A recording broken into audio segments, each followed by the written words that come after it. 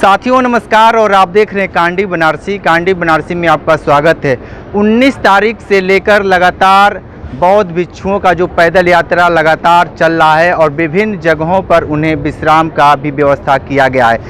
सारनाथ से प्रारंभ हुआ है और गुरु पूर्णिमा को समापन है और आज 8वां दिन है। और देखिए किस तरीके से सामाजिक जो लोग हैं बौद्ध भिक्षुओं के लिए तमाम खाने पीने और रहने के लिए व्यवस्था की हैं। तमाम यहाँ पे लोग हैं और इनसे हम बात कर लेते हैं कि जो लगातार ये बौद्ध भिक्षु लगातार लगभग 10 दिनों में 50 से 60 किलोमीटर पैदल यात्रा करते हैं। अपना परिचय बता दीजिए। मैं अजय कुमार इसी गांव का निवासी हूँ। हाँ। और मेरा सब कारोबार यहीं पर है। अब ये है कि जो इस धम्म का हम भी स्ट्रिक्ट फॉलो, हम भी बहुत ही इसके गंभीर फॉलोअर हैं। ये हमारे रूटीन में इसी धम्म की महत्ता है। लेकिन अभी इसको इस धम्म का जो प्रचार जिस तरह से होना चाहिए हो नहीं पाया। इसका कारण यही है अभी धम्म जो है अभी घरों में घुसपैठ इसका नहीं हो पाया है। जितने भी कर्म कांड है, कम जन्म का हो, विवाह का हो, देहावसान का हो, अभी उसमें इस धम्म का उपयोग नहीं हो रहा है। जिस दिन इसका उपयोग हो जाएगा ये धम्म हमारे ख्याल से लोगों के बिल्कुल मन में, हृदय में सब बस जाएगा। इसी बात की आवश्यकता है और हम ये चाहेंगे कि जो इसका कर्म कांड का एक जो विधि है इसको एक बनाया जाए। शुरू से जन्म के लिए क्या होना चाहिए, विवाह के लिए क्या होना चाहिए, देहावसान के लिए क्या होना चाहिए, तो होना चाहिए और उसका उपयोग अपने घरों में करें, तभी इसका प्रचार होगा। नहीं हो रहा है, चल रहे हैं। एक बात बताइए कि आप तो सामाजिक कार्यकर्ता हैं और पार्टी से भी जुड़े हैं। आज इस तरीके से चिरई गांव में बौद्ध भिक्षुकों का आज सेवा करने आए हैं, क्या कहेंगे इससे? देखिए, ये हमारे भगवान बुद्ध जी कहे थे, मानो मानो एक समान, मानो मानो के एक समान। अगर हम मानो मानो बन करके एक समान होकर के एकजुट होकर के काम करेंगे, और जो ये नफरत की जो भावना, जो बीज बोने वाले जो है लोग है भावना कर रहे हैं, हम लोग को सोने की चिड़िया को लेके भागने का काम कर रहे हैं। ये भगवान बुद्ध के रास्ते पर हम लोग को चलना पड़ेगा। यही नहीं, पूरा हिंदुस्तान भगवान बुद्ध के रास्ते पर, अशोक सम्राट के रास्ते पर हम लोग चलने का काम करेंगे। इसीलिए ने पूरा उत्तर प्रदेश में, पूरा विश्व में जो है, चीन है, आपका तिब्बत है, भूटान है, देखिए हर जगह लंका है, हर जगह हम लोग मनाया जाता है। इसी तरह हम लोग को सभी लोग यहाँ मिल करके जो है पूरा समाज जो है, मौर्य समाज हमेशा सेवा काम करने का भिक्षु लोग सेवा करते हैं। हमारा चंद्रमा भंते जी आए हैं, 2 शब्द उनसे भी ले लीजिए। ठीक है, और भी लोग हैं। थोड़ा सा जिस तरीके से आज यहाँ पे तमाम लोग आए हुए हैं, बहुत भिक्षुओं का आप लोग सेवा भी कर रहे हैं, क्या कुछ कहेंगे इसके लिए आप? जी, अनवरत लगभग इस बनारस के धरती पर 96 से चल रहा है। आज जब से हम लोग चल रहे थे हमेशा विकसित हो रहा है। इस देश में हमेशा 2 विचारधाराएं चली। एक विचारधारा सुधारवादी, बुद्ध का रास्ता जो है वो सुधारवादी है, और एक विचारधारा आतंकवादी है। तो हम लोग चाहते हैं कि जिस दिन आतंकवादी विचारधारा का संख्या कम हो जाए, सुधारवादी विचारधारा जितना आगे बढ़ेगा तो ये देश विचारों, बुद्ध के विचारों से जब चलने लगेगा तभी विश्वगुरु बनेगा। इस पर अनवरत काम हो रहा है और बड़ी खुशी मिली। कभी हम लोग 2-4 लोग थे, आज हर गांव में जत्था है और हम लोग के बौद्ध भिक्षु जैसे चारिका कर रहे हैं, 8 दिन से चल रहे हैं। तो इससे समाज में जो देखने के बाद लोगों के अंदर उत्सुकता है। अब तो जाति छोड़ के जमात के तरफ लोग जुड़ गए हैं। हर लोग बुद्ध के विचारधारा से जुड़ रहे हैं और हम लोग का एक कामना है कि आने वाले दिन में पुनः सम्राट अशोक, चंद्रगुप्त मौर्य और बाबा साहेब के विचारों से लैस एक देश बने। ठीक है। और भी लोग हैं। ये बताइए कि जिस तरीके से आज यहाँ पे आप लोग सेवा भाव करने आए हैं बौद्ध भिक्षुकों का, और निरंतर ये लगातार चला आ भी रहा है, और आज ये चिरई गांव का सौभाग्य है कि लगातार इस तरीके के लोगों का सेवा कर रहे हैं, क्या कहेंगे इसके लिए आप? देखिए, हम लोगों का उद्देश्य है कि जो भगवान बुद्ध के शांति का संदेश है वो पूरे देश में फैले, क्योंकि जब तक भगवान बुद्ध का संदेश नहीं पहुंचेगा, देश का न तो विकास होगा ना अमन चैन आएगा। सारे लोग आप देख रहे हैं कि भ्रष्टाचार में लिप्त हैं। हर जगह जो है डकैती, लूट, बलात्कार, मार, ये सब चल रहा है। तो जब लोग बुद्ध धर्म की में आएंगे और भगवान बुद्ध के उपदेश को सुनेंगे, समझेंगे, तो निश्चित रूप से भारत देश शांतिमय होगा और विकास के रास्ते पर जाएगा। विकास के रास्ते। जी, हम लोगों का यही उद्देश्य है कि यहाँ पर ज़्यादा से ज़्यादा लोग बुद्ध धर्म को समझें। हम ये लोगों के अंदर एक भ्रांति है कि धर्म परिवर्तन, यहाँ धर्म परिवर्तन कोई नहीं है। हम लोग सारे लोग हिंदू होते हुए भी भगवान बुद्ध के मार्ग पर चल रहे हैं। इसमें धर्म परिवर्तन की कोई बात नहीं है। किसी भी धर्म का व्यक्ति हो, वो भगवान बुद्ध के बताए गए मार्ग पर चल सकता है, क्योंकि उनका जो मार्ग है, जो उनकी देशना है, 4 आर्य सत्य पर आधारित है, तीसरा पंचशील है, अष्टांगिक मार्ग को अपना करके अपने चरित्र को ऊंचा उठाना है और देश में शांति स्थापित करनी है। तो ये सब चीज़ें जो है, ये किसी भी धर्म का हो वो इसको मान सकता है, इसमें कोई दिक्कत नहीं है। तो आप किसी भी धर्म में हो, लेकिन भगवान बुद्ध के मार्ग पर, बताए हुए मार्ग पर चलिए और शांति स्थापित करिए, शांति स्थापित करें। बहुत बहुत क्या कहेंगे आप लोग? लगातार 8 दिन से चल रहे हैं, पैदल यात्रा कर रहे हैं। ये जैसा कि आप जानते हैं कि ये देश, भारत देश है कि भगवान बुद्ध का देश है, सम्राट अशोक का देश है, और ये संतों गुरुओं महापुरुषों का देश है। और एक है कि भगवान बुद्ध ने जो शिक्षा दिया है विश्व में, जो भगवान बुद्ध की शिक्षा पूरे विश्व में जो है, जो देश भगवान बुद्ध को फॉलो करते हैं, आज कितना खुशहाल है, कितना विज्ञान है। भगवान बुद्ध का वैज्ञानिक ये धर्म नहीं है, ये धम्म है। जीवन जीने की एक कला है, जीवन जीने का एक कला है, जिससे कि हम अपने चरित्र का निर्माण और अच्छे देश के विषय में, समाज के विषय में हम सोच पाए। और हम तो सभी लोग जो है कि धर्म के प्रचार प्रसार में और आगे हम आगे बढ़े और इनका प्रचार प्रसार हो, और यही सब हो, सभी का योगदान है। और यही जो है कि हम लोग धर्म के विस्तार के विषय में सोचते हैं। लगातार गुरुजी जिस तरीके से लगातार लगभग 19 तारीख से आप लोगों का पद यात्रा चल रहा है और 29 तारीख को समापन होगा। पूरे बनारस में लगभग 50 किलोमीटर से ऊपर का ये पैदल यात्रा होगा। बनारस की जनता और तमाम आवाम को लिए क्या कहेंगे आप? सबसे पहले तो आपके चैनल को, आपके दर्शकों को ढेर सारी मंगल कामनाएं। हर साल आप जानते हैं कि चारिका होती है। चारिका इसलिए होती है कि आज से 2600 वर्ष पहले भगवान बुद्ध ने आषाढ़ी पूर्णिमा, जिसको हम गुरु पूर्णिमा कहते हैं, गुरु पूर्णिमा पे भगवान ने पहला उपदेश किया था यहाँ पे, जिसको धम्मचक्कवर्तन सूत्र कहा जाता है। ऐसा कहा जाता है कि दुनिया में जो भगवान बुद्ध की शिक्षाएं फैली हैं, उस कारण से भगवान बुद्ध को विश्व गुरु कहा जाता है। और पूरी दुनिया में बुद्ध की शिक्षाएं फैली होने के कारण उसे विश्व धर्म कहा जाता है। ये हमारे देश के लिए बहुत गौरव की बात है कि सारनाथ में जो भगवान बुद्ध ने उपदेश किया वो पूरी दुनिया में व्याप्त हो गया।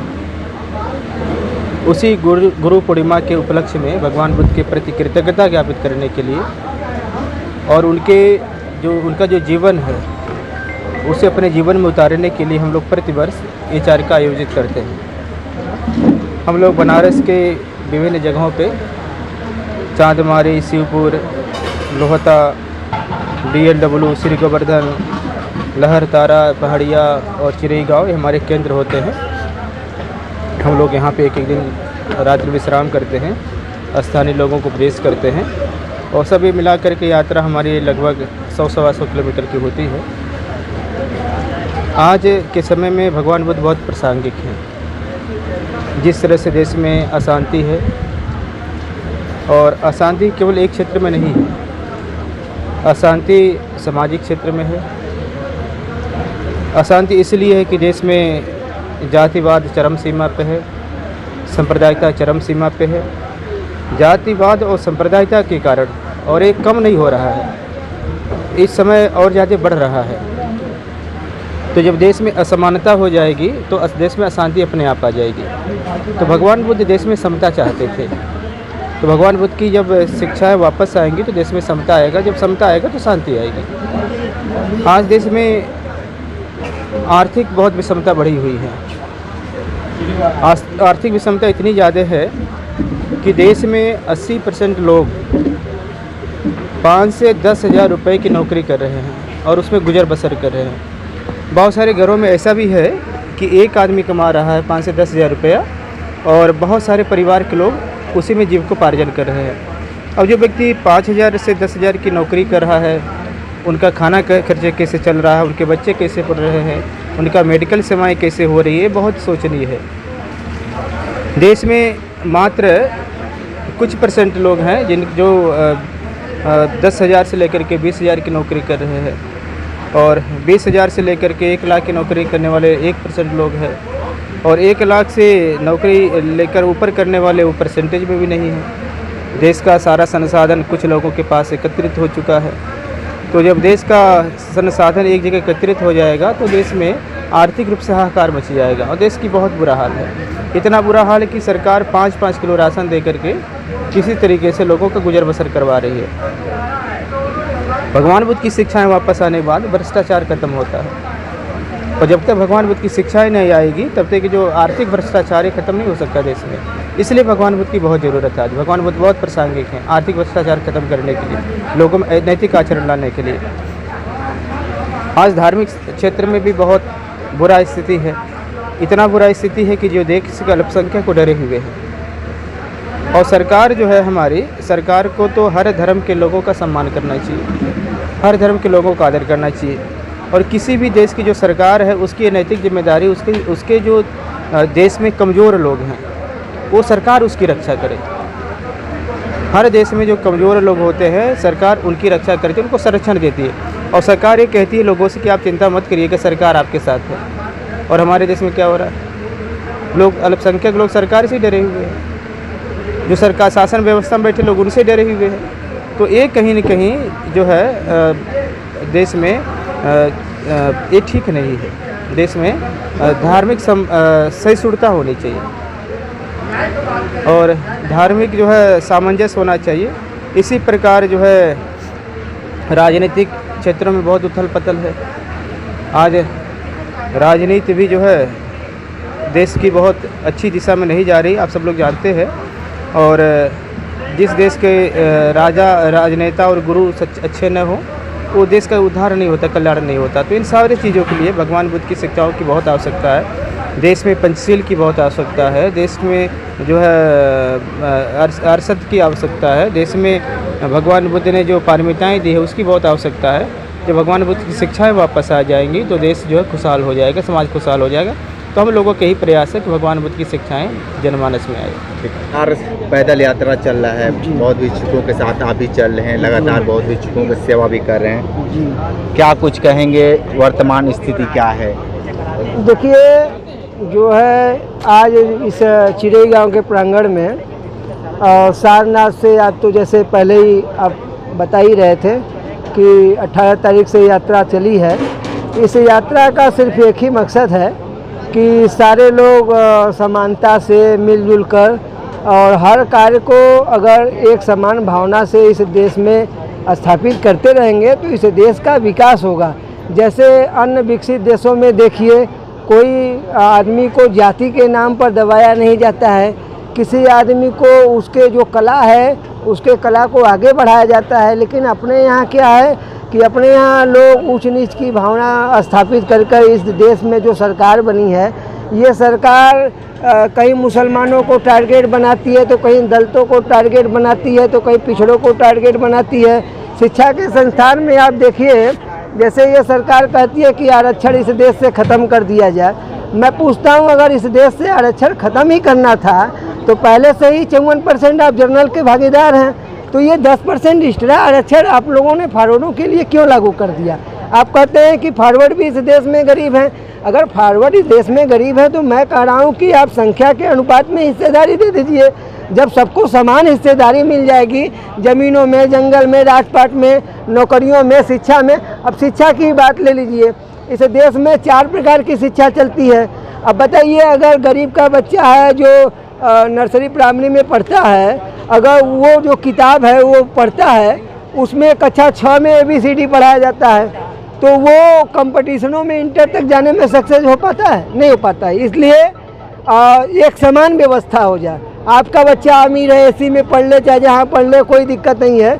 लेकिन अगर हमारा बच्चा गरीब है तो वो टाटपट्टी पे ही पढ़े, लेकिन वो किताब जो उस स्कूल में चलती है वो किताब इस स्कूल में भी चले।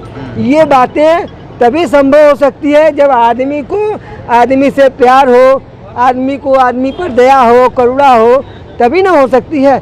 यहाँ तो सामंतवाद है, हम ऊँचे हैं, सारे लोग गुलाम हैं, है ना। ऐसे जैसे अभी आदित्य योगीनाथ की देखिए, थोड़ी देर पहले की बात बताता हूँ, 68,000 शिक्षकों की भर्ती निकलवाएं, वो बोले कि आरक्षण से ये नहीं होगा।